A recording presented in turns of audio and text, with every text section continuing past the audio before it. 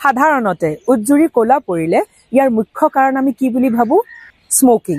আমি ভাবো যে সিগাৰেট খোৱাৰ কাৰণে উজ্জুৰি ক'লা পৰিছে, কিন্তু আপোনালোকে লক্ষ্য কৰিব এনেকুৱা মহিলা আছে, এনেকুৱা পুৰুষো আছে, তেখেতসকলে সিগাৰেট খাই পোৱা নাই, স্মোকিং একদমেই নকৰে, তথাপিতো তেখেতসকলৰ উজ্জুৰি ক'লা।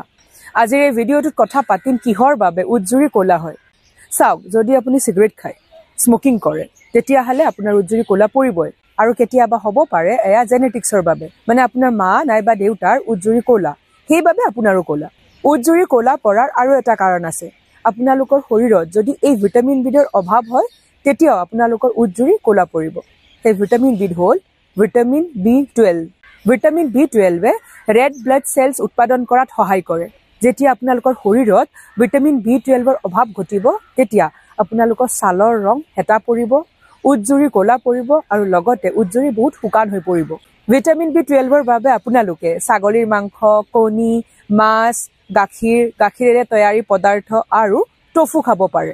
যদি আপোনাৰ উজ্জুৰি ক'লা হৈ পৰিছে আৰু বহুতেই বেছি শুকান, তেতিয়াহ'লে এই খাদ্যবস্তুসমূহ খোৱা কৰক আৰু প্ৰতিদিনে ৰাতি শোৱাৰ আগত ঘৰুৱা ঘি উজ্জুৰিৰ ওপৰত মাছাজ কৰক। মানে ঘি ল'ব আৰু খুব মিহি মিহিকে উজ্জুৰিৰ ওপৰত মালিচ দিব পাৰে। আৰু প্ৰতিদিনে পৰ্যাপ্ত পৰিমাণৰ পানী খোৱা কৰক।